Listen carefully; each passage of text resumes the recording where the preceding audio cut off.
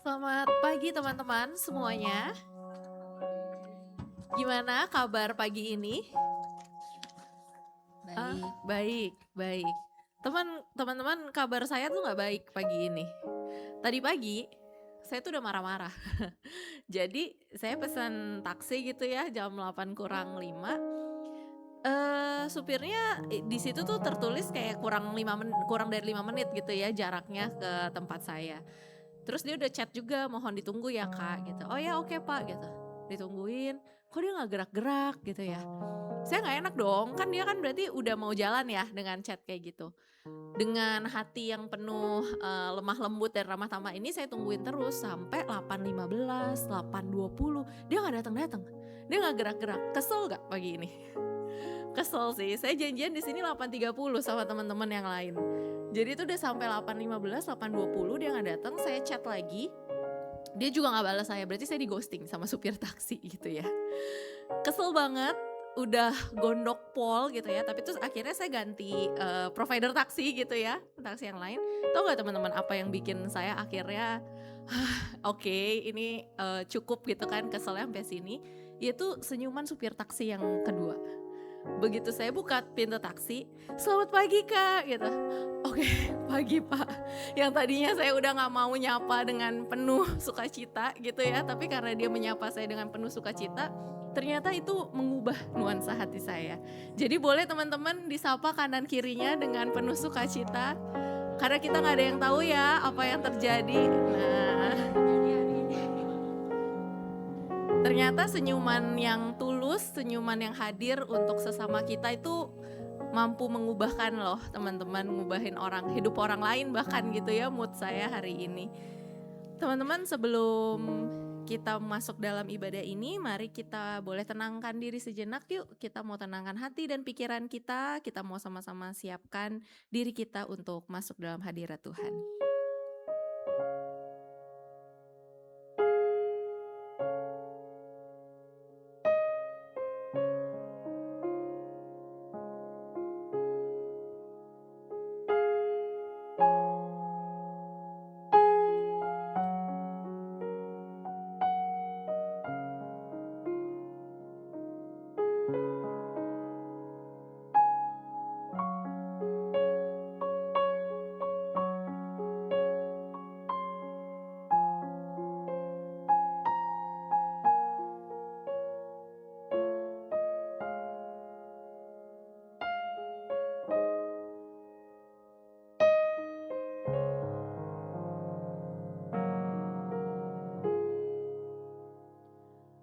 Teman-teman, di tengah kehidupan kita, di setiap hal yang kita jalani gitu ya selama ini, mari teman-teman saat ini kita mau datang kepada Tuhan. Kita mau mengakui bahwa Tuhanlah yang layak menerima segala hormat, pujian, dan penyembahan. Dengan berdiri, kita mau nyanyikan bersama seluruh dunia. Hai, nyanyikan.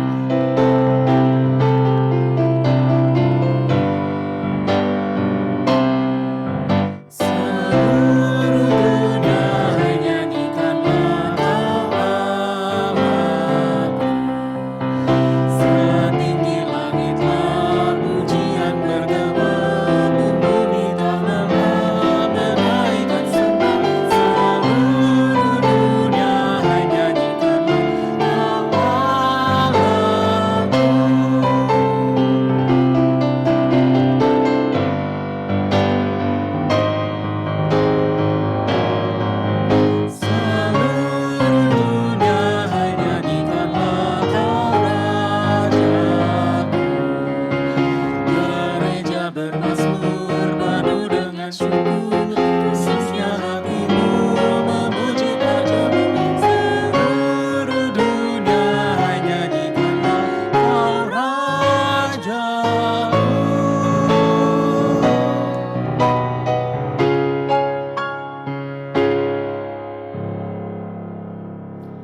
Umat yang terkasih di dalam Tuhan, mari kita mulai ibadah ini dalam sebuah keyakinan. Pertolongan kepada kita ialah di dalam nama Tuhan yang menjadikan langit dan bumi, yang kasih setianya kekal untuk selama-lamanya.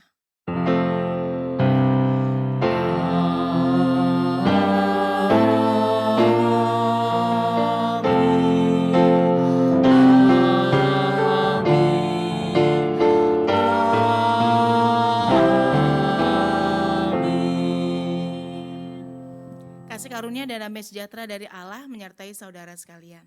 dan menyertai saudara juga.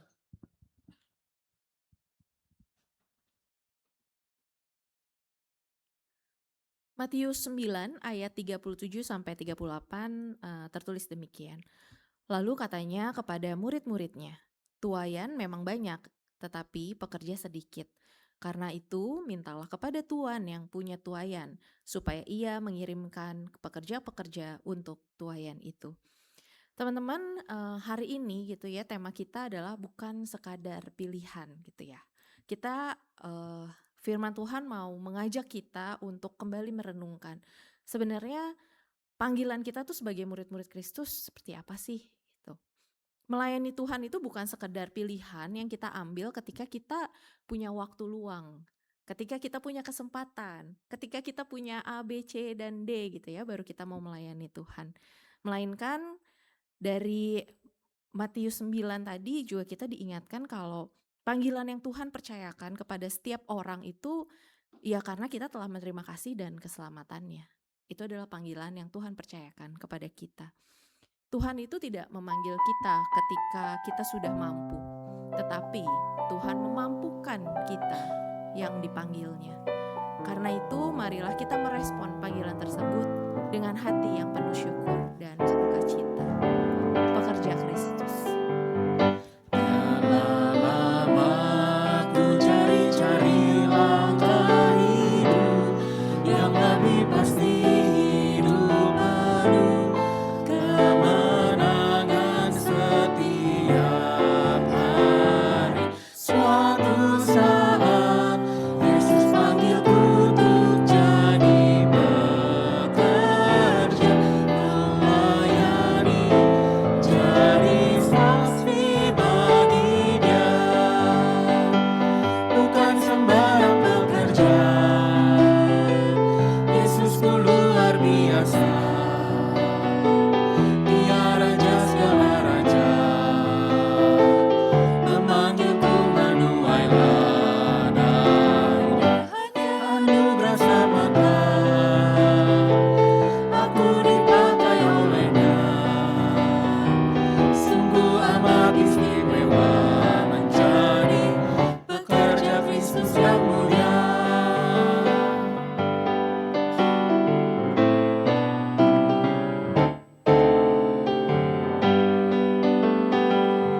Telah lama ku cari-cari langkah hidup yang lebih pasti, hidup penuh kemenangan setiap hari. Suatu saat Yesus panggilku untuk jadi pekerja, melayani, jadi saksi bagi Dia. Bukan sembarang pekerja, Yesusku luar biasa. Dia Raja segala raja, memanggilku menuai ladang. Hanya anugerah semata, aku dipakai oleh-Nya. Sungguh amat istimewa menjadi pekerja Kristus yang mulia.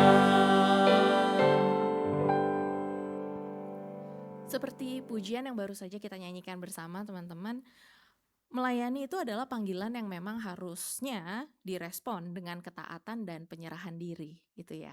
Tadi liriknya bagus banget.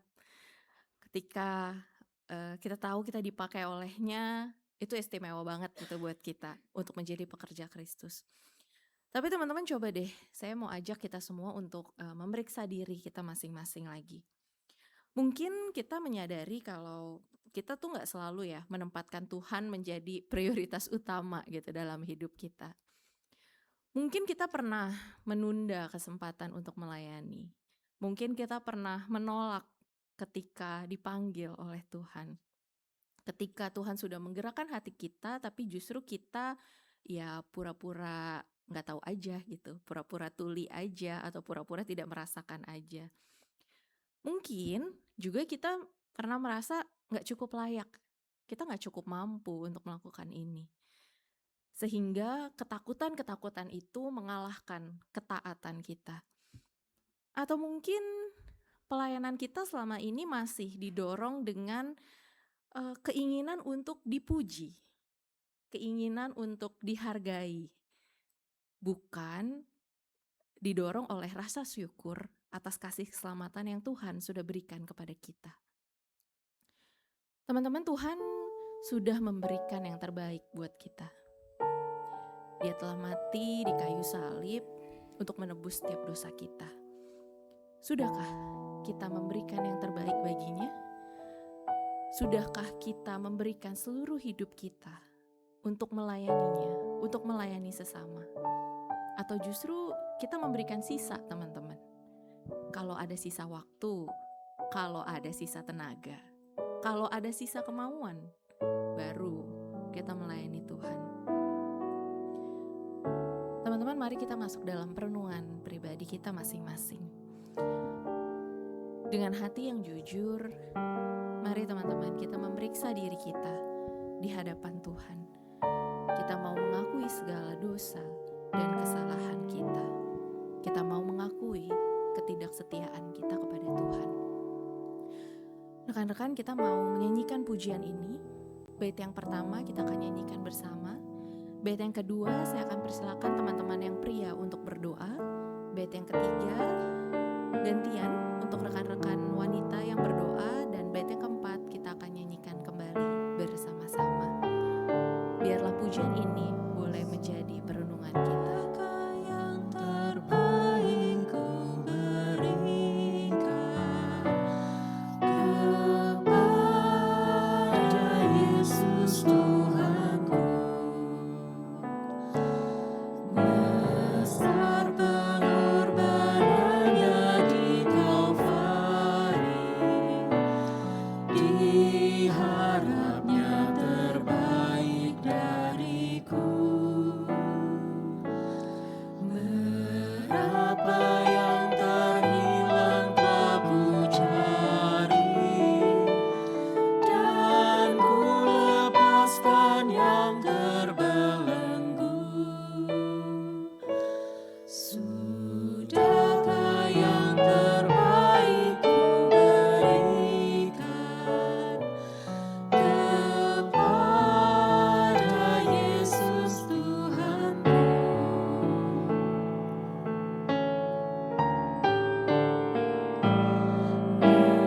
Begitu banyak waktu yang terluang, sedikit ku beri baginya. Sebab kurang kasihku pada Yesus, mungkin tak hancur pula hatinya.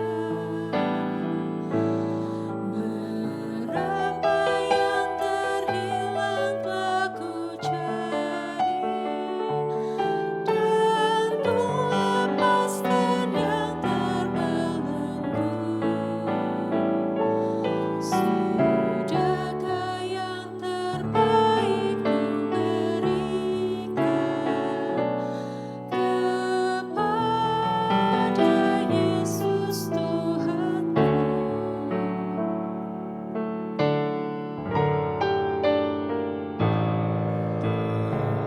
Aku perhatikan kau sesama, atau ku biarkan tegar. Ku patut menghantarnya pada Kristus, dan kasih Tuhan harus ku sebar. Berapa yang terhilang telah ku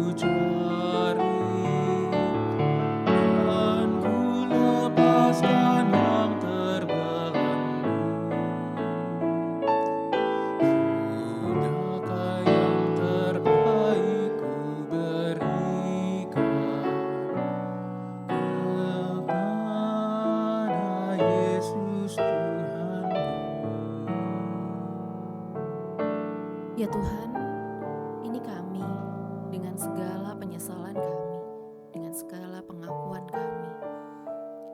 Kami yakin ya Tuhan bahwa Engkaulah yang senantiasa memampukan kami. Ajar kami ya Tuhan untuk boleh sungguh-sungguh meresponi panggilan-Mu ya Tuhan. Kiranya kami pun juga boleh kembali Tuhan didorong dengan rasa syukur kami, dengan rasa bahagia kami ya Tuhan akan Engkau yang telah mengampuni segala dosa kami. Kiranya kami boleh meresponi itu dengan memberikan hidup kami seluruhnya hanya untuk melayani-Mu, melayani sesama kami ya Tuhan. Kami bawa setiap dosa dan kesalahan kami ini hanya ke dalam tangan-Mu. Dalam nama-Mu kami sudah berdoa. Amin. Mari kita berdiri, kita nyanyikan pujian ini. Ku tak mau lebih lama dalam jurang. Tak mau lebih lama dalam jurang, ku panjat dindingnya terjang. Dunia yang kan binasa memerlukan berita kasih Allah yang kekal. Berapa yang terhilang telah ku cari, dan ku lepaskan yang terbelenggu. Sudahkah yang terbaik ku berikan kepada Yesus Tuhanku?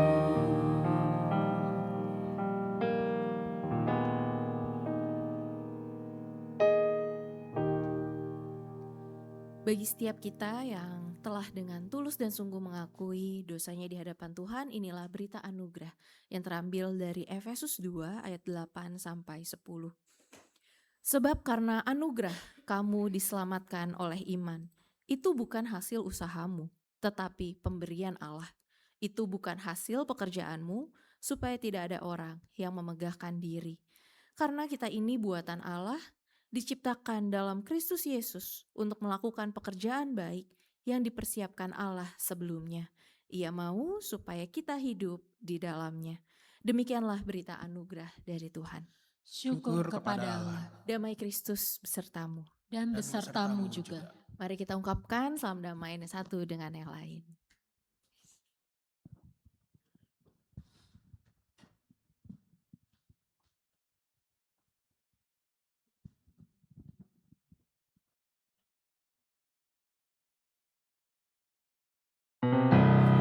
Teman-teman, pengampunan Tuhan itu diberikan bukan karena kita layak, tapi karena kasih dan anugerah Tuhan. Mari kita meresponi pengampunannya dengan bersama nyanyikan pujian ini.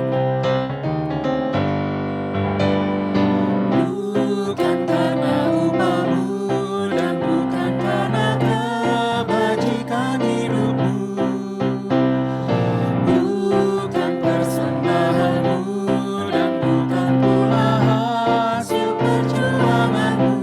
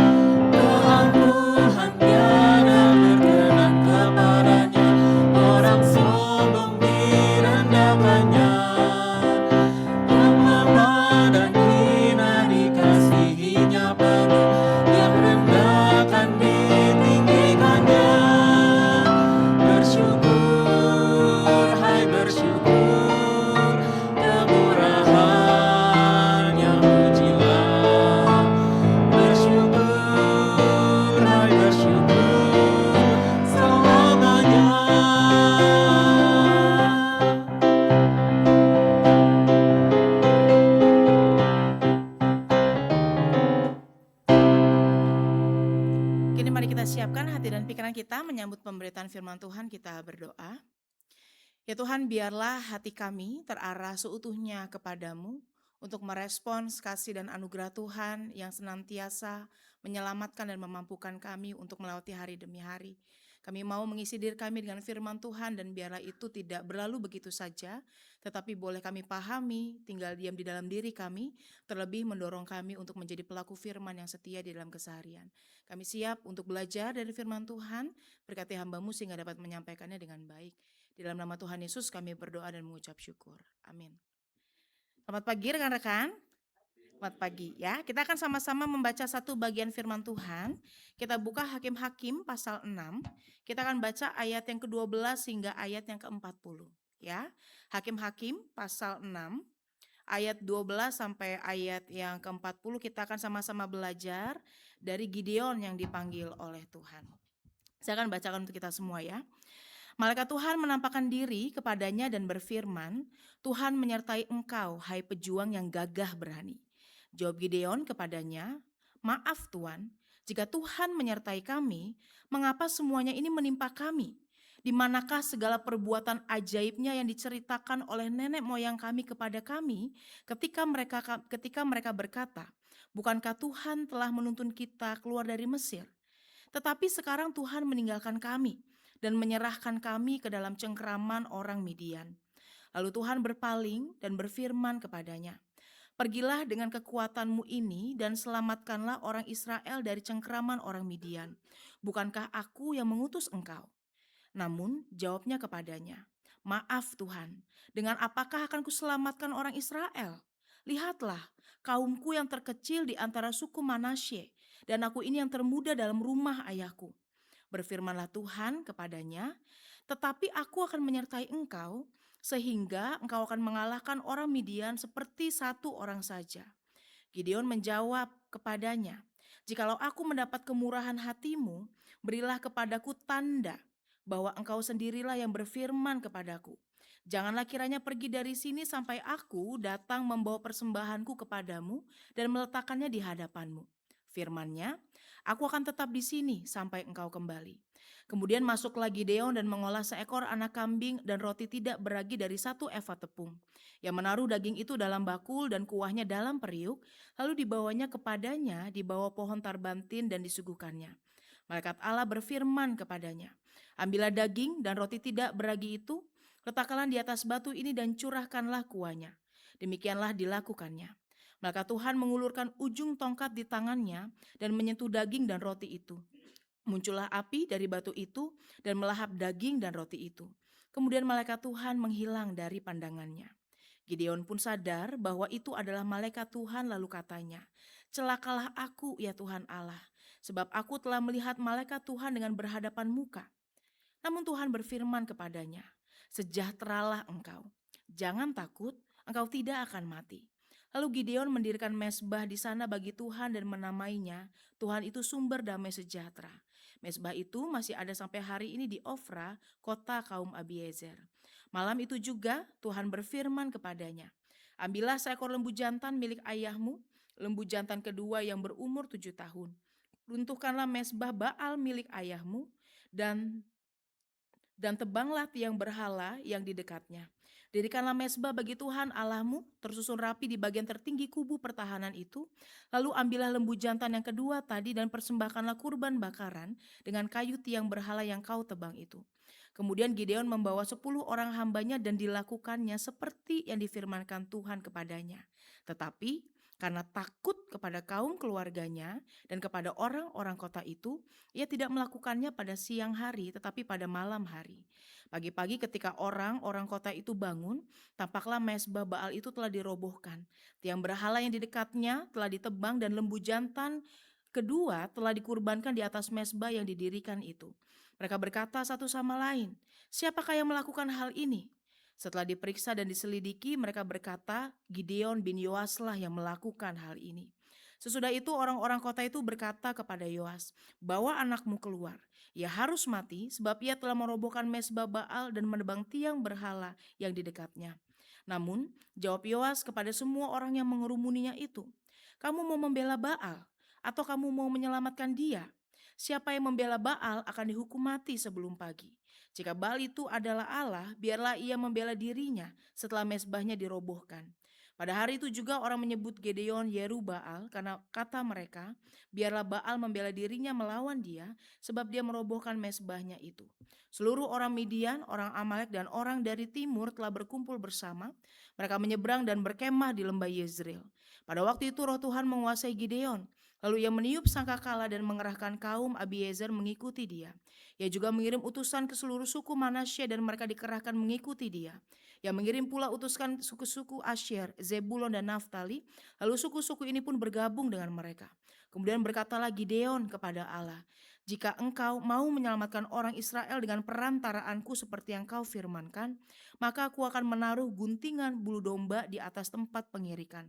Apabila hanya di atas guntingan bulu itu ada embun, tetapi seluruh tanah di situ tetap kering, aku akan mengetahui bahwa engkau mau menyelamatkan orang Israel dengan perantaraanku, seperti yang kau firmankan.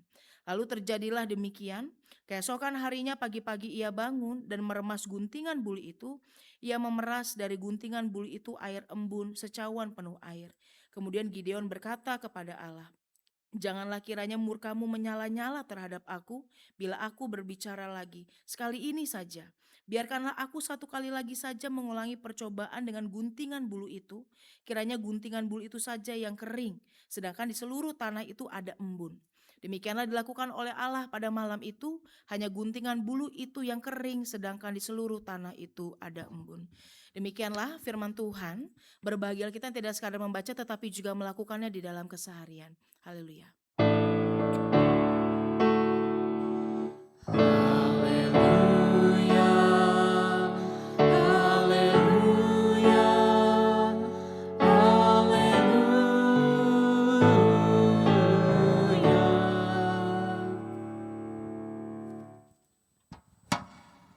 Rekan-rekan, hari ini kita akan sama-sama membahas sebuah tema tentang bukan sekadar pilihan, ya.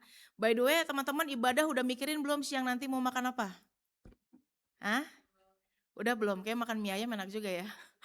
Ya, teman-teman kalau ditanya mau makan apa, maka jawab kita apa sih biasanya? Apa? Tidak tahu atau biasanya terserah gitu ya. Ya, atau kadang-kadang kita udah tahu nih sebenarnya kita mau makan apa dan itu mungkin cenderung berbeda satu dengan yang lain. Benar ya?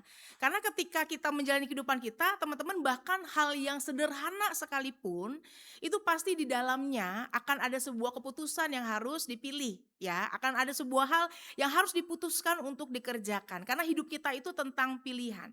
Nggak cuma tentang makan, teman-teman. Kalau kita mau traveling aja, kita biasanya akan milih siapa yang boleh ikut gitu ya, supaya perjalanan membahagiakan, ya nggak bikin stres. Kalau misalnya kita mau kerja, kita akan pilih, kita akan lihat ini gajinya berapa dulu nih.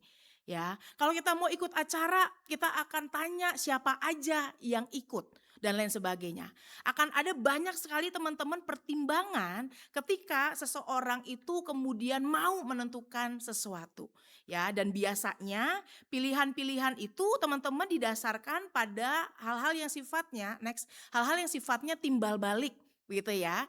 Kenapa timbal balik? Karena orang akan berpikir kalau gue milih itu, gue akan dapat apa?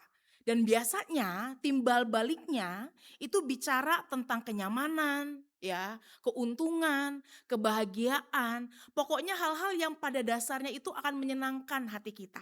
Kalau gue pergi traveling sama dia, gue akan happy atau enggak ya? Kalau gue ikut acara itu, gue akan dapat apa ya? Kalau gue istilahnya ada di komunitas itu, gue bisa belajar apa ya? Dan seterusnya.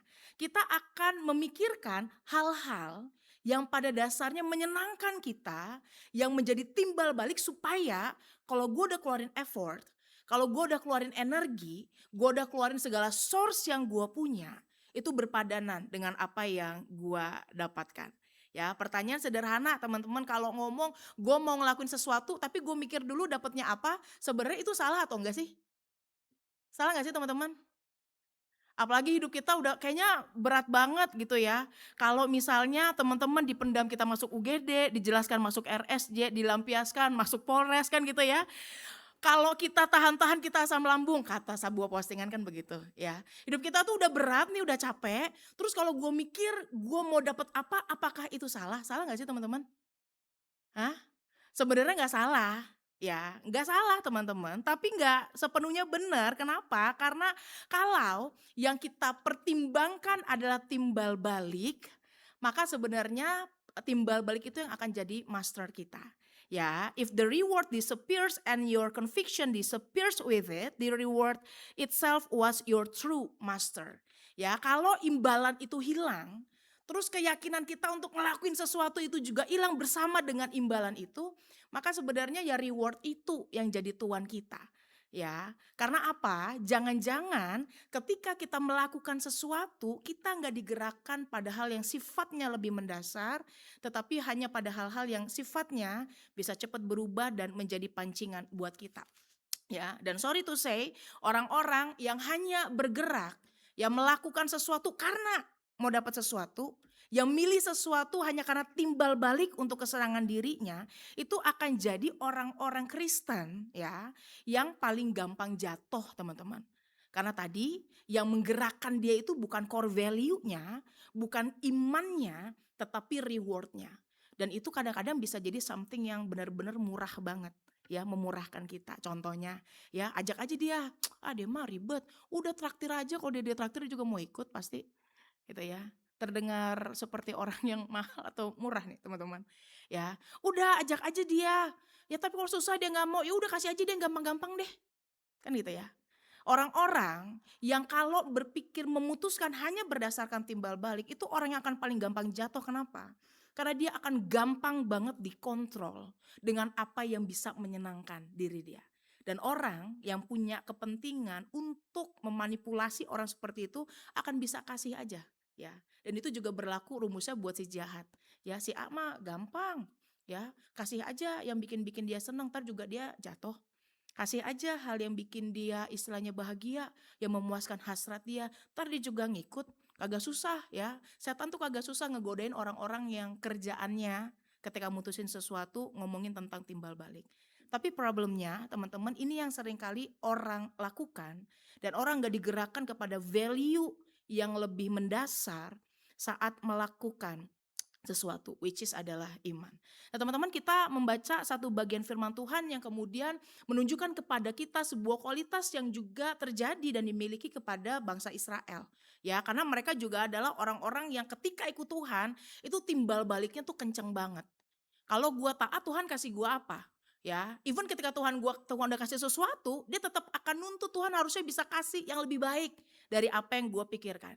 Jadi dalam situasi hakim-hakim yang kita baca, teman-teman, kita mendapati situasi bangsa Israel tuh yang moralnya itu benar-benar bobrok abis.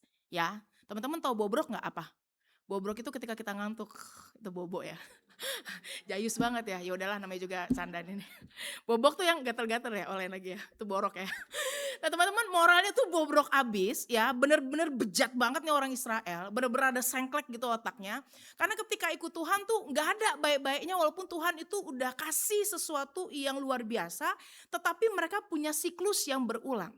Dan disitulah kemudian hakim-hakim mencatat ya, siklus yang berulang itu terjadi kepada bangsa Israel. Mereka masuk ke tanah Kanaan, ketika Yosua meninggal teman-teman, Yosua pesen inget-ingetin mereka, lu harus hidup yang benar, ikut Tuhan dengan baik, ya jalan di jalan Tuhan. Tapi ternyata ketika mereka masuk Kanaan dan juga nggak membantai dalam tanda kutip semua orang Kanaan, mereka menjadi sama dengan mereka, menjembah berhala teman-teman. Bahkan ada situasi di mana ini bait Allah, ini mesbahnya Tuhan, tapi berbarengan dibarengin sama kemudian persembahan atau mesbahnya Baal. Ya, dan itu terjadi dalam kehidupan bangsa Israel. Mereka bukan hanya ngezolimin Tuhan, tapi juga hidupnya tuh nggak benar teman-teman. Jadi siklusnya adalah mereka itu berdosa, teman-teman ya. Terus kemudian mereka melakukan penyembahan, terus kemudian ketika Tuhan ngelihat itu, Tuhan kesel, Tuhan marah, lu akan ditindas sama orang Kanaan itu sendiri. Tapi kemudian mereka berteriak, menangis, minta maaf sama Tuhan, dan akhirnya Tuhan kirim hakim-hakim untuk membebaskan teman-teman, dan akhirnya ada pada situasi damai, tapi nanti ngulangin lagi. Ya, that's why ada, nggak cuma ada satu, tetapi ada beberapa hakim-hakim besar yang kemudian memimpin Israel. Hakim tuh bukan dalam konteks kayak orang di pengadilan gitu ya, enggak, tapi lebih kepada pemimpin politik atau perang. Jadi mirip sama kayak kepala suku lah sebelum mereka punya raja. Ya, that's why ini menjadi pola yang terus berulang, menjadi pola yang terus berulang dalam kehidupan bangsa Israel. Dan Tuhan tahu dalam konteks ini kalau orang Israel ini didiemin makin melenceng. Ya, dia punya prinsip timbal balik, tapi Tuhan udah balikin juga hidup lu kagak ada timbal baliknya lagi ke Tuhan. Kira-kira gitu. Ya, that's why Tuhan mengutus dan salah satu hakim itu adalah Gideon yang dipanggil oleh Allah. Tapi problemnya nih teman-teman, saat Gideon dipanggil oleh Tuhan, menerima panggilan kudus itu teman-teman, Gideon itu udah kena mental duluan. Ya, saat dipanggil oleh Tuhan, Gideon itu udah kena mental duluan. Kenapa? Karena dia itu melihat dirinya itu begitu kecil. Bahkan ketika Tuhan panggil dia dan sebut dia, hai pejuang yang gagah berani. Kan itu ya, panggilannya diawali dengan mengatakan, hai Gideon, pejuang yang gagah berani. Terus kemudian disuruh untuk menolong Israel dan seterusnya. Tapi kemudian Gideon mengatakan, mohon maaf nih ya, sebelumnya mohon maaf, kira-kira gitu ya. Kalau misalnya panggil saya, ya saya ini bukan siapa-siapa. Udah sukunya dari suku yang terkecil, ya terlemah. Dia juga orang paling kecil di rumahnya, kira-kira begitu ya. Dan dia juga mempertanyakan penyertaan Tuhan. Tuhan nyuruh saya, Tuhan udah kerjain apa? Ya, kelihatan ya timbal baliknya teman-teman. Tuhan minta nih, mohon maaf nih, lu udah kerjain apa? Katanya menurut yang saya dengar dari nenek moyang saya, Tuhan menyelamatkan, menolong, tapi apa? Kenapa kami begini? Kenapa harus merasakan seperti ini? Jadi panggilan Tuhan itu direspons dengan semangat timbal balik sehingga dia ngerasa kayaknya gak worth it deh kalau gue kasih hidup gue buat lo. Kayaknya gak segitu worth it-nya kalau gue kasih effort, energi gue, hidup gue, nyatanya gue gak dapat apa yang gue mau kok. Gitu ya. Jadi dia udah kena mental duluan teman-teman, tetapi yang menarik adalah dia kemudian kena mentalnya dia, gak hanya ngelihat dirinya rendah, tapi dia juga nyerang Tuhan. Ya, kena mentalnya dia itu membuat dia tuh menghakimi Tuhan, merasa dirinya paling benar. Ya, teman-teman pernah kayak begitu enggak? Ketika menjalani kehidupan, terus kita kena mental karena kehidupan. Apakah kita jadi orang-orang yang begini enggak? Kan kadang-kadang kita bisa begitu gitu ya. Kita ngeliat gua mah apa sih gitu ya. Gua kayaknya hidup gua gini-gini aja. Tuhan mah enggak sayang sama gua. Mana? Katanya Tuhan mau kasih gua ini. Katanya Tuhan menjanjikan bla bla bla bla. Kadang-kadang saat orang nih teman-teman udah ke pojok, ya udah kena mental, dia nggak punya penilaian baik untuk bisa melihat secara clear apa yang jadi pekerjaan Tuhan dalam hidupnya, dan itu bahaya banget ya. Selain dia menjauhkan diri dia juga berpikir dia bisa menghantam Tuhan dengan fakta-fakta kehidupan, padahal apa yang Tuhan kerjakan itu jauh lebih besar dari apa yang dia bisa pikirkan ya. Dan itu yang seringkali jadi sumber kejatuhan terbesar. Tapi yang menarik adalah dalam pembacaan kita, Tuhan itu ikutin cara atau pola pikir dalam tanda kutip ya, aturan main yang diset sama Gideon ini. Ya, Tuhan mau ngomong nih sesuatu yang lebih, tapi Tuhan tahu dia nggak bakal nyampe pikirannya. Karena pikirannya masih tentang timbal balik. Ya, Tuhan mau kasih tahu fakta yang lebih besar, dia nggak ngerasa kok itu semua. Maka Tuhan ikut ya dalam tanda kutip nih teman-teman, apa yang jadi keterbatasan dari Gideon. Ya, when it is not in God's time, you cannot force it. When it is in God's time, you cannot stop it. Ya, kalau itu udah jadi waktunya Tuhan, kita mau nolak kayak apa juga nggak akan bisa kita hentiin. Kalau Tuhan udah mau, kalau Tuhan udah minta, kalau Tuhan udah berkehendak. Sebaliknya, kalau belum waktunya Tuhan, kita juga nggak akan bisa paksa. Jadi kalau kita lagi menanti sesuatu jawaban dari doa-doa kita dan kayaknya belum nih, mana sih Tuhan? Ya, tunggu. Ya, tanya. Ya, bukan memaksakan apa yang jadi kita mau. Karena kalau udah waktunya pun kita nggak akan bisa hentikan kok apa yang jadi rencana Tuhan dalam hidup kita. Ya, Allah bicara dalam bahasa yang bisa dimengerti oleh Gideon dengan prinsip timbal balik itu. Karena kalau Tuhan udah minta, mau Gideon nolak kayak apapun gak akan bisa menghentikan apa yang udah jadi rancangan Tuhan. Ya, dan itu yang menarik teman-teman, karena di tengah segala hal itu Tuhan mengerti keterbatasan, dan dalam rencananya ketika dia melibatkan orang yang rada-rada nih kayak Gideon gitu ya teman-teman, dia memberikan ruang untuk berproses ya yang besar. Jadi saat Tuhan panggil setiap orang itu untuk jadi pelayan, Tuhan itu sebenarnya kasih ruang yang besar loh untuk berproses. Masing-masing pribadi kita punya hal yang beda, ya punya titik tawar yang beda. Tapi Tuhan kasih kita ruang untuk berproses. Problemnya kita mau nggak? Ya, Gideon berkali-kali nih teman-teman, kalau teman-teman lihat minta tanda sama Tuhan, bener nggak? Kalau emang nih Tuhan yang ngomong nih, saya mau tandanya begini, nanti dimakan gitu ya. Pas udah ngelihat, beneran dimakan nih ya, aduh mohon maaf nih Tuhan ya, ketakutan. Tapi ketika udah diminta untuk maju perang, kemudian dia minta tanda lagi, sekali lagi. Ya, guntingan bulunya aja yang basah.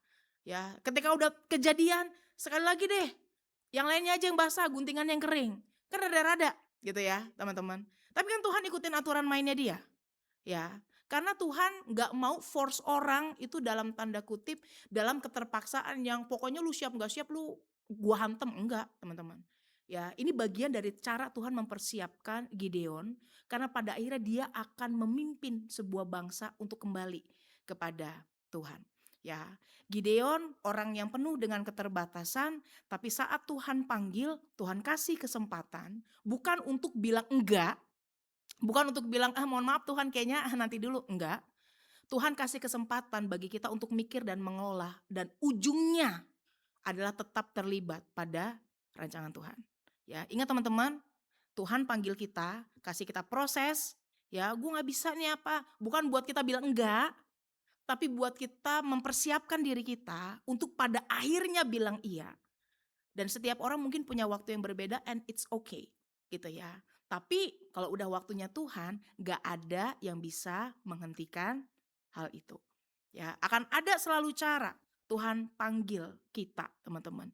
Gideon pada akhirnya teman-teman menjadi hakim-hakim yang sebenarnya cukup baik begitu ya awalnya. Ya, bahkan Tuhan memberikan dia kemenangan yang besar luar biasa ketika melawan Midian karena hanya dengan 300 orang dia bisa melawan bangsa yang begitu besar.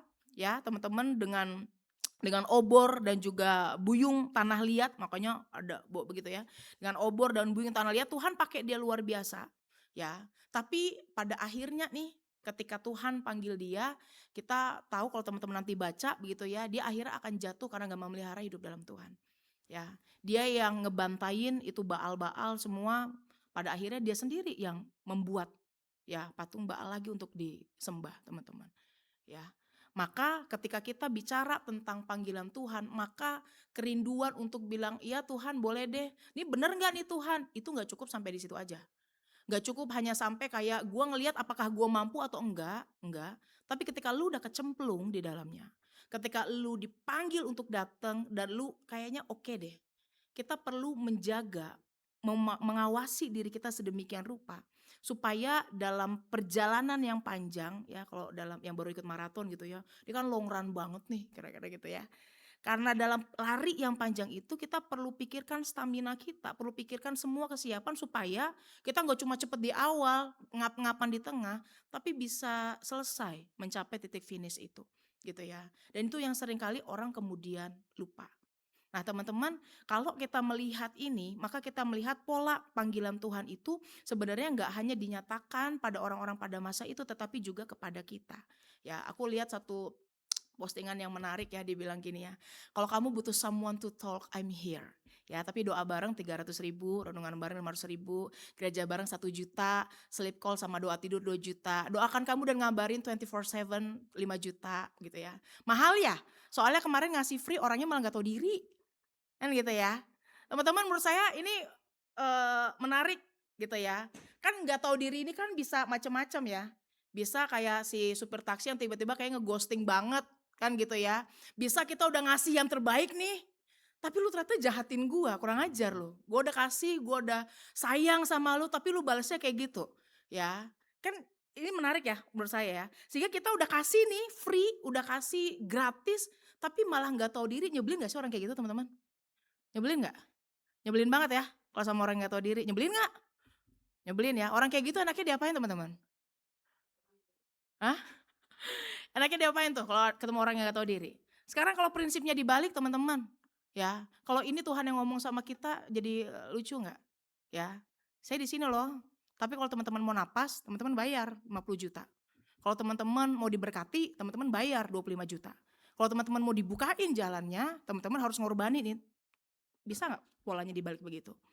Bisa nggak justru kita jadi orang yang udah dikasih free nih, kita jadi orang yang malah nggak tahu diri. Ya, kalau ngomongin timbal balik teman-teman, Tuhan udah kasih lu banyak, Sekarang gini, orang ngomongnya timbal balik, gue mau pelayanan, gue dapat apa? Ya, gue mau ikut Tuhan, gue dapat apa? Gak usah jauh-jauh deh, dibalikin sekarang sama lu. Pakai prinsip yang kita pahami, timbal balik. Tuhan udah kasih segala macam, terus Tuhan dapat apa dari kita? Gitu ya. Karena Allah kita ketika ngasih sesuatu, itu juga Allah yang mengharapkan kesetiaan kita, mengharapkan ketaatan kita, mengharapkan setiap pilihan kita itu dijalani dalam ketaatan penuh supaya hidup kita benar. Itu timbal balik yang Tuhan rinduin, gitu ya.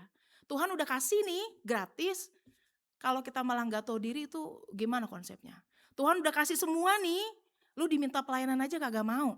Ya, Tuhan udah kasih sih, udah sertai, udah berkati lu dengan luar biasa. Bahkan yang gak lu minta dikasih juga. Tapi ketika Tuhan minta, bantu dong teman-temannya di rumah Tuhan. Bantu dong orang-orang yang lagi butuh. Kita aja ngerasa kenapa gua harus ini ya. Kalau ada orang kenapa harus gue ngelakuin ya. Kalau orang bisa kerjain kenapa mesti gua ya. Kalau orang aja gak bisa apalagi gua, kan gitu ya teman-teman. Kalau begitu prinsipnya, maka jadi umat seperti apakah kita? Gitu ya. Apakah kita menjadi orang yang tahu diri atau enggak? Akan makin enggak tahu diri teman-teman ketika kita dipanggil tapi enggak mau respons, akan makin enggak tahu diri. Kenapa? Karena pelayanan itu, panggilan Tuhan itu bisa dilakukan dalam berbagai bentuk dan cara yang sederhana sekalipun. Kita ngelihat nih Gideon dipanggil sama Tuhan, tapi dia ini kan pengecut banget, benar ya? Dia ini penakut banget.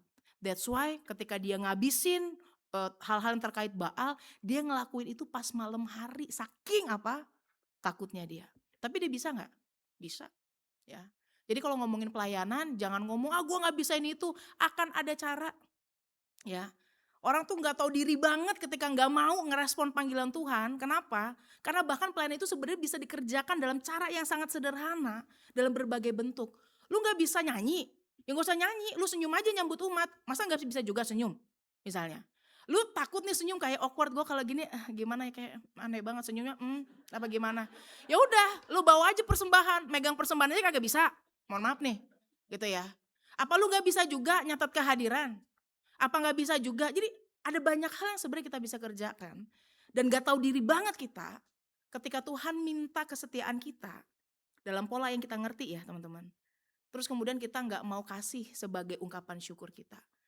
Dan yang menarik adalah kalau Tuhan minta teman-teman, panggilan Tuhan itu nggak pernah jadi pilihan. Ya mohon maaf nih Besti ya. Apakah aku lagi bisa, lagi pengen? Enggak. Panggilan Tuhan untuk ikut, untuk jadi pelayan, itu something yang harusnya udah ada sejak semula, built in di dalam diri kita. Dan itu yang harus kita kerjakan. Ya, bukan nanti, bukan tunggu, bukan lihat dulu waktunya. Itu yang udah harus kita hidupi dalam seluruh keberadaan diri kita. Artinya, ya, aura kita bahkan keberadaan diri kita semuanya itu harus mencerminkan teman-teman karakter hidup sebagai pelayan yang siap untuk bisa melakukan apa yang Tuhan percayakan kepada kita. Dan wujudnya banyak.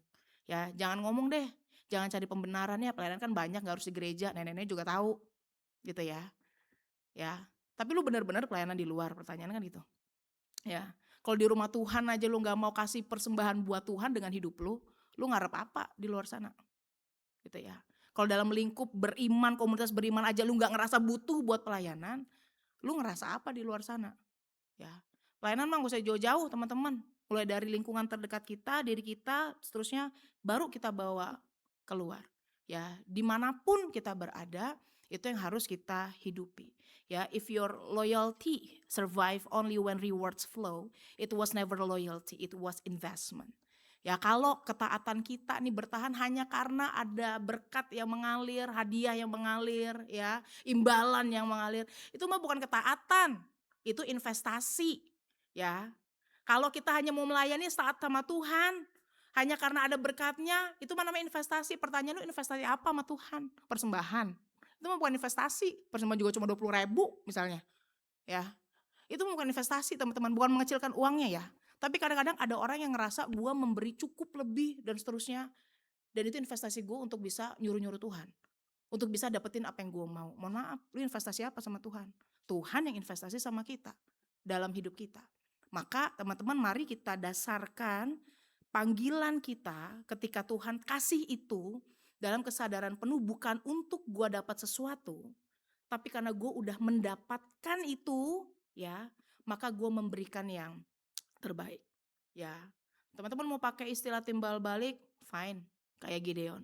Tapi ingat, timbal balik itu nggak boleh jadi something yang mewarnai seluruh proses hidup teman-teman. Karena apa? Akhirnya kan kayak Gideon yang jatuh juga, gitu ya. Kita mengertinya dengan cara timbal balik, fine. Tuhan udah kasih, lu mau kasih apa sekarang? Ya, tapi apakah kita mau melayani hanya karena kita dapat sesuatu? Perkembangan setiap orang yang melayani, pertumbuhan itu harus berjalan dan terus meningkat. Ya, teman-teman ada di sini di Komisi Pemuda, harapannya bukan hanya sebagai umat yang kayak kalau di kampus kan kupu-kupu kuliah pulang, ya. Bukan berarti harus tidur di gereja juga, enggak, gitu ya. Tapi harapannya adalah kita bukan cuma datang nih beribadah, tapi bisa lebih jauh terlibat dalam hidup bersekutu bersama. Ada banyak cara di jemaat Tuhan untuk menyatakan kasih kita kepada Tuhan. Ada banyak hal, talenta yang Tuhan udah kasih. Maka mari teman-teman kita juga belajar untuk bisa menerima dan memberi diri. Ya, karena kalau Tuhan udah panggil, kita yakin gini teman-teman. Ketika panggilan itu datang sama kita, percayalah, dalam konteks bergereja dalam lingkup GKI setidaknya kita meyakini bahwa rapat itu adalah mencari kehendak Tuhan. Ya. Dan nama-nama yang muncul di rapat itu adalah nama-nama yang pasti didoakan, yang kita tanya sama Tuhan. Dan kalau itu sampai kepada kita, artinya kita mengimani itu juga panggilan yang Tuhan nyatakan lewat perantaraan jemaatnya. Maka teman-teman dipanggil untuk menjadi pelayan Tuhan, gak hanya di jemaat gereja teman-teman, tetapi juga dalam kehidupan kita, karena kita udah ngerasain baiknya Tuhan. Ya, jangan sampai kita jadi orang-orang yang ini ya, udah dikasih free, malah kagak tahu diri, kira-kira gitu ya. Kita aja sebel banget ngeliat orang kagak tahu diri. Semoga kita gak jadi orang seperti itu ketika kita beriman kepada Tuhan. Ya, kiranya Tuhan menolong kita untuk berproses dengan baik. Nanti kalau ada pengurus yang berusaha reach out teman-teman, maka bukan gila nih gue mau disamperin, gue samperin pura-pura gimana enggak ya. Ketika mau disamperin ya, kita yang apa, ada apa, butuh apa, ada yang bisa saya bantu, itulah yang harapannya ya dirindukan untuk menjadi value yang gerakin kita. Kiranya Tuhan menolong kita berproses dengan baik. Amin. Saat hening bagi kita.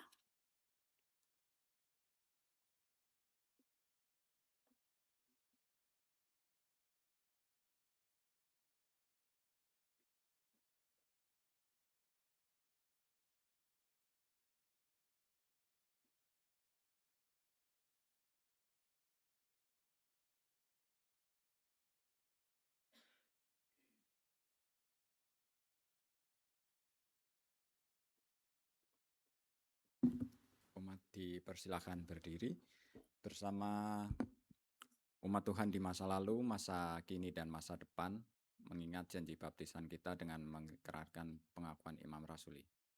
Aku percaya kepada Allah, Bapa yang Maha Kuasa, Khalik langit dan bumi, dan kepada Yesus Kristus, anaknya yang tunggal Tuhan kita, yang dikandung daripada Roh Kudus, lahir dari anak darah Maria, yang menderita sengsara di bawah pemerintahan Pontius Pilatus, disalibkan, mati dan dikuburkan, turun ke dalam kerajaan maut. Pada hari yang ketiga, bangkit pula dari antara orang mati, naik ke surga, duduk di sebelah kanan Allah, Bapa yang Maha Kuasa. Dan dari sana ia akan datang untuk menghakimi orang yang hidup dan yang mati. Aku percaya kepada Roh Kudus, gereja yang kudus dan persekutuan orang kudus, pengampunan dosa, kebangkitan orang mati, dan hidup yang kekal.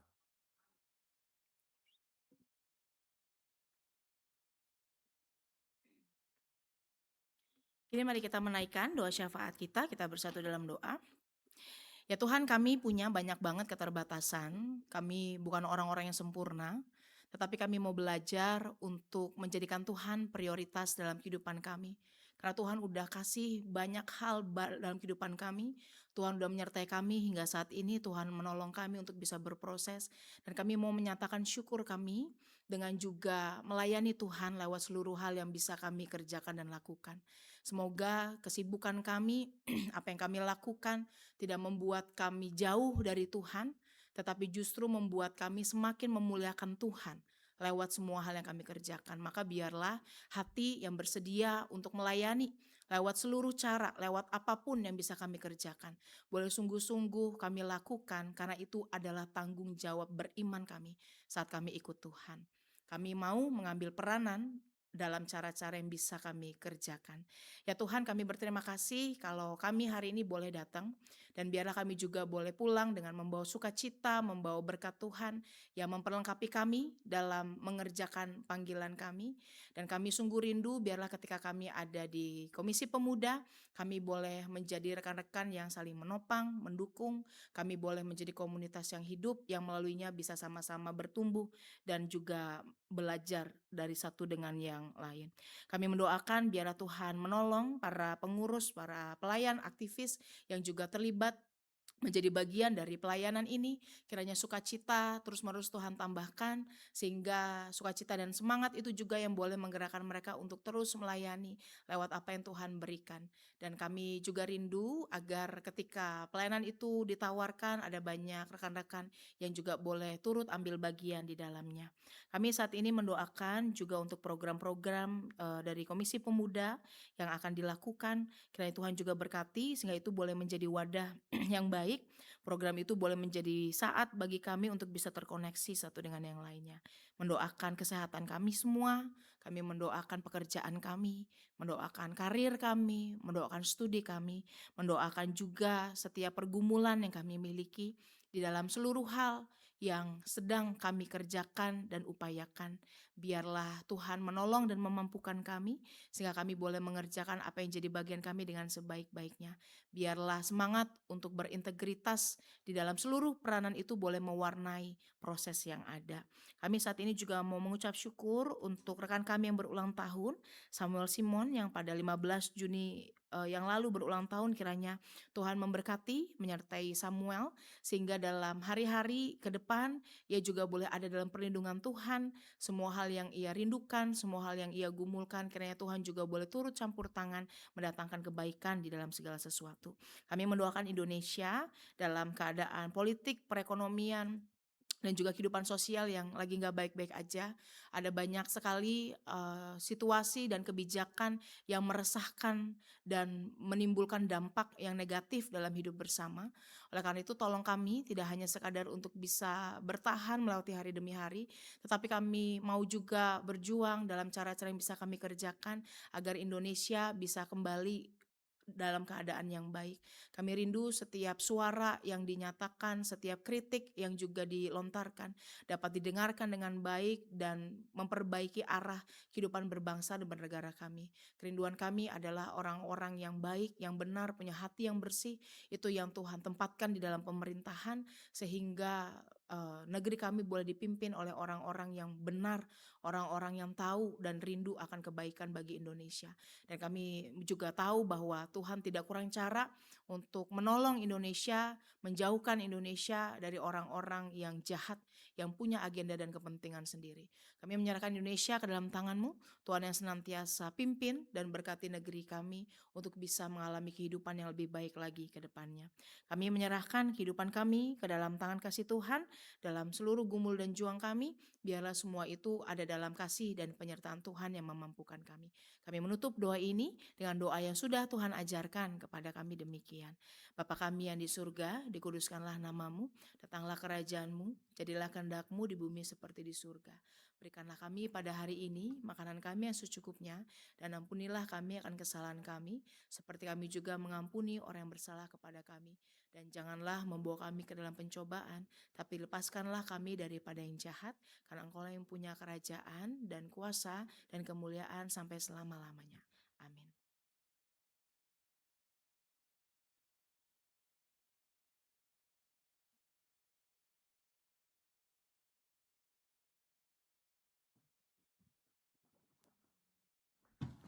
Marilah kita mengungkapkan rasa syukur kita dengan memberikan persembahan kepada Tuhan dengan didasari firman Tuhan dari Roma pasal 12 ayat 1. Karena itu saudara-saudara, oleh kemurahan Allah aku menasihatkan kamu supaya kamu mempersembahkan tubuhmu sebagai persembahan yang hidup, yang kudus dan yang berkenan kepada Allah. Itu adalah ibadahmu yang sejati.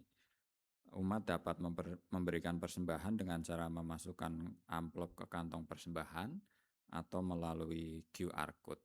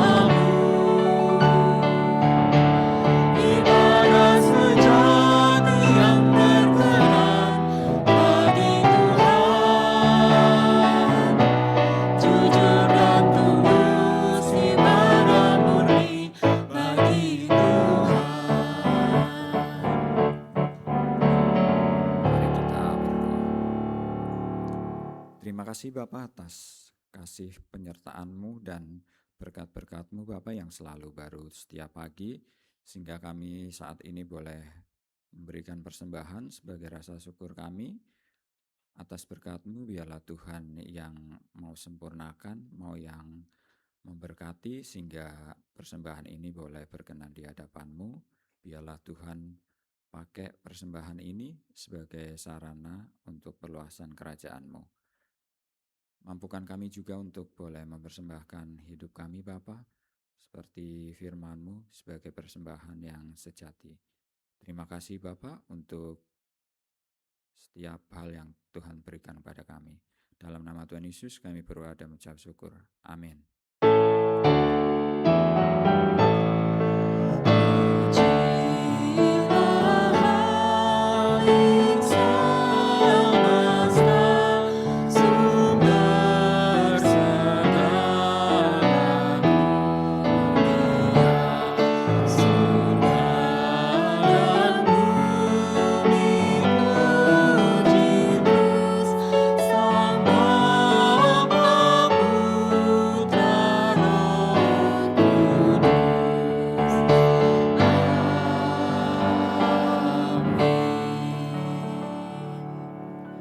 Teman-teman, ketika ibadah ini berakhir, panggilan kita nggak berhenti di gedung gereja ini. Tapi kita diutus kembali ke tengah keluarga kita, ke tempat kerja, ke kampus, dan juga tengah masyarakat untuk terus menghadirkan kasih Tuhan melalui kehidupan kita sehari-hari.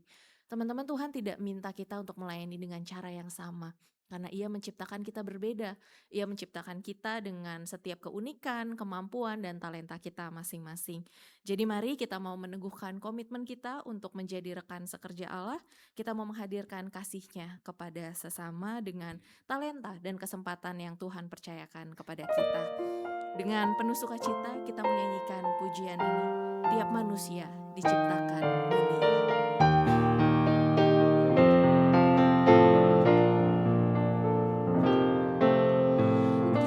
Tiap manusia diciptakan mulia dengan keadaan beragam. Kita dipanggil untuk jadi mitra-Nya, sayangi semua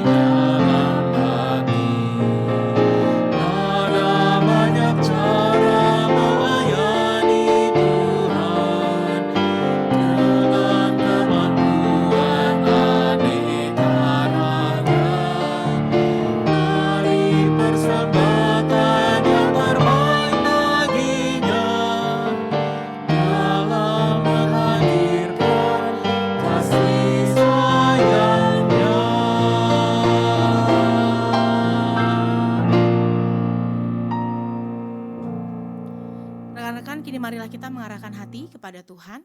Kami mengarahkan mengarahkan hati kami kepada Tuhan. Jadilah saksi Kristus, Syukur kepada Allah, terpujilah Tuhan. kini Kini dan dan selamanya. selamanya. Kini pulanglah dalam damai sejahtera dan terimalah berkat Tuhan. Tuhan memberkati engkau dan melindungi engkau. Tuhan menyinari engkau dengan wajahnya dan memberikan engkau kasih karunia. Tuhan menghadapkan wajahnya kepadamu dan memberi engkau damai sejahtera. Amin.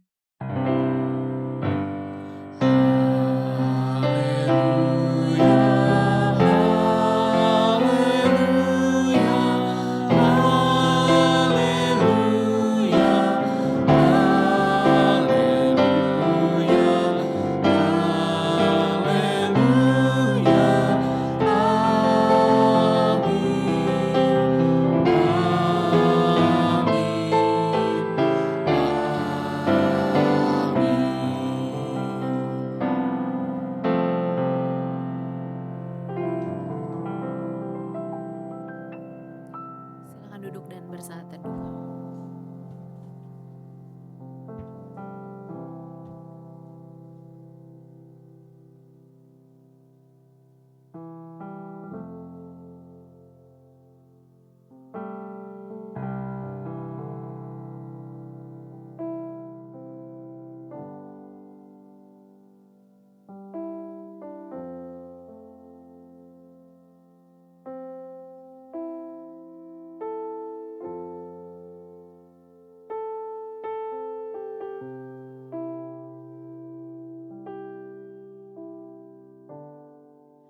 Selamat hari Minggu teman-teman semuanya.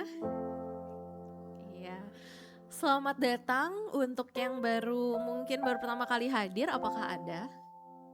Saya sih tidak menerima contekan ya. Berarti semuanya manusia lama. Nggak deh, kita manusia baru ya sebenarnya. Semua orang lama di sini. Mungkin kita bisa lanjut kalau nggak ada yang baru. Oke, happy birthday untuk Semi. Samuel Simon ada gak ya hari ini? Gak ada ya? Gak datang ya? Nah, jangan lupa nanti kalau ketemu diucapin selamat ulang tahun ya untuk Samuel Simon, untuk Semi yang ulang tahun 15 Juni kemarin. Lalu selanjutnya ya, kita mau berterima kasih untuk setiap pelayan pada hari ini. Dari pelayan firman kita ada Pendeta Maria Wesindu, lalu ada Penatua Kukuh Adi Krisna, PLC sendiri, singer Mario Agnes, pemusik Wahyu, multimedia Andrew, publikasi Penatua Erna Kartika, operator Ray dan Asher, Alverta dan Nathan. Terima kasih ya teman-teman atas pelayanannya hari ini. Semoga kita bisa ketemu lagi juga di pelayanan berikutnya. Selanjutnya, wow, ada heboh-heboh apa itu di belakang? Oke. Teman-teman, minggu depan kita tetap ada ibadah pemuda di sini dengan tema bukan ketundukan brutal. Ini akan dilayani oleh Pendeta Jimmy Santoso dari GKI Raya Hankam. Untuk pelayan minggu depan ada Penatua Greti Tanidi, PL-nya ada Madeline, singer Ryu dan Regita, pemusiknya Gracia, multimedia Adrian, publikasi Reni, operator Niko, Asher, Linda, dan Gita. Selamat melayani ya teman-teman yang mau melayani minggu depan. Semoga persiapannya juga lancar gitu minggu depan. Teman-teman semua datang lagi ya ibadah pemuda minggu depan. Selanjutnya, nah ini ada dari persekutuan ya nih, Lari, boleh silakan. 25 Juli. Kayaknya warnanya emang sengaja ya. Rambut, poster semua sama. Hijau guys. Kita sustainable. Oke teman-teman, untuk yang mungkin minggu lalu belum datang, tanggal 25 Juli nanti kami dari persekutuan akan mengadakan lari fun run atau yuran dengan tema Place by Faith. Nah ini ntar startnya 5.30, terus nanti lokasinya di Monas. Terus event fee-nya itu ada 150 dengan jersey dan 75 tanpa jersey. Mungkin bisa next kali buat tunjukin jersey-nya kali. Nah, ini jersey-nya. Oke, ini jersey-nya boleh balik lagi. Balik lagi ke yang sebelumnya. Yang tadi. Oke, kenapa ini lebih mahal daripada sebelumnya? Karena sebagian dari biaya ini itu akan disisihkan untuk SPL Pemuda dan juga ntar juga untuk race pack-nya. Kalau mau registrasi bisa langsung scan aja sekarang nih di depan ada QR-nya. Dan kalau mau bertanya-tanya bisa ke CP-nya yaitu si Rena dan Hans. Oke, sebelum saya selesai. Wow. Pada apa nih? Hei umat-umat kabeh, ikutlah Yuran tanggal 25 Juli. Thank you.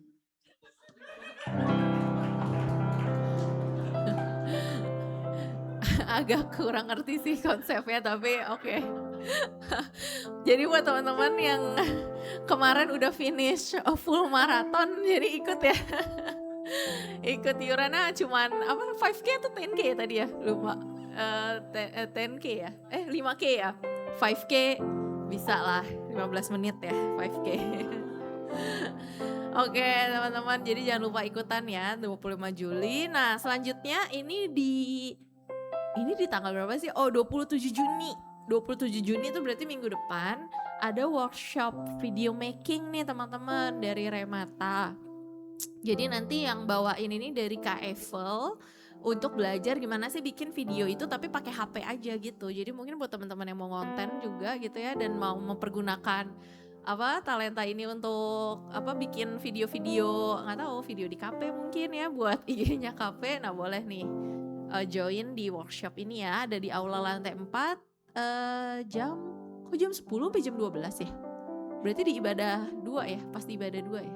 27, oh enggak deh 27 tuh hari Sabtu. Hari Sabtu. Jadi hari Sabtu jam 10 sampai jam 12 ya teman-teman. Silakan hubungi Edward. Kecil banget ya itu ya nomornya ya. Udah tau lah ya nomornya Edward ada di grup KP, nanti di kontak aja. Oke, selanjutnya. Nah, buat teman-teman yang mungkin punya indra keenam gitu ya, sixth sense, yang indigo, kok indigo apa namanya? IndiHome, oh ya, itu ya mungkin atau mau mempelajari hal-hal terkait mistisisme. Nah ini mungkin saat yang tepat nih untuk ikut seminar umat tanggal 28 Juni di aula lantai 1 ini setelah ibadah pemuda selesai ya, setelah KU2 juga selesai oleh Pendeta Emeritus Mulyadi. Jadi ini nanti teman-teman mungkin yang punya pertanyaan atau penasaran terkait aura-aura yang lain gitu ya, selain aura kasih, nah silakan ikut ini. Pendaftarannya gratis, bisa hubungi Penatua Fani dengan nomor di layar. Oke, lanjut. KP Board Game. Jadi teman-teman hari ini setelah ibadah kita selesai akan ada permainan-permainan di sini. Jadi buat teman-teman yang mau main, yang masih bingung tadi mungkin tadi kalau kasih nutanya udah tahu belum makan di mana. Nah mungkin masih bingung juga makan di mana, mending main dulu gitu kan ya. Ikut main. Ada permainannya. Ini apa nih namanya? Saboteur, Secret Hitler, Dixit, Domino dan Survive the Island. Jadi dan lain-lain sih ada tulisannya, berarti lebih banyak lagi ya permainannya. Jadi teman-teman silakan join, kita berkumpul bersama di sini untuk bermain bersama, happy-happy bareng di tempat ini teman-teman. Oke. Sepertinya oke. Ada apakah ini? Nah supaya teman-teman tahu ini apa, di scan dulu dong. Ya, pagi teman-teman. Oke, jadi di tahun yang baru ini, enggak deh, udah lama ya, udah 6 bulan. Jadi di 2026 ini kita mau adain sensus lagi nih gitu buat teman-teman, supaya kita bisa semakin mengenal teman-teman dan juga kita bisa melayani teman-teman dengan lebih baik. Yuk teman-teman boleh di scan dulu. Oh, kenapa?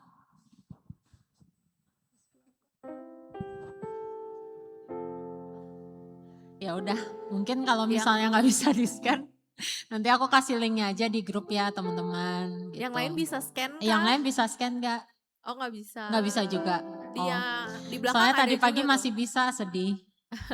Ya udah nanti aku kasih linknya aja ya teman-temannya. Mohon bantuannya buat diisi. Terima kasih. Iya. It's okay. Oh ya, nanti di situ juga ada kalau teman-teman terpanggil untuk melayani sesuai dengan apa yang Kasindu ucapkan, kita udah dengarkan dari Kasindu gitu ya, teman-teman boleh isi juga nih. Kira-kira teman-teman tertarik untuk pelayanan apa? Bisa melayani di ibadah, bisa di kepanitiaan, bisa juga di vokal grup pemuda. Jadi setiap hari Kamis itu kita ada vokal grup gitu ya. Teman-teman bisa join sama kita untuk bisa pelayanan bareng-bareng sebagai penyanyi maupun sebagai pemusik. Itu aja, thank you.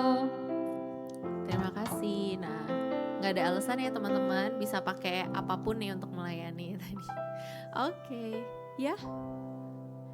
Oh sebentar ya, kayaknya ada panggilan.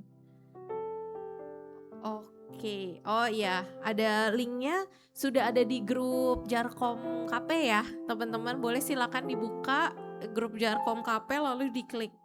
Dari Alvin chat ya, mesti disebutin. Dari Alvin ada udah ngechat di situ, bisa diklik aja langsung dan tolong diisi ya, teman-teman semua. Oke. Lanjutnya, oh sudah. Itu aja sih teman-teman, selamat hari Minggu ya. Jangan lupa silakan diisi dulu sensusnya. Selamat pagi.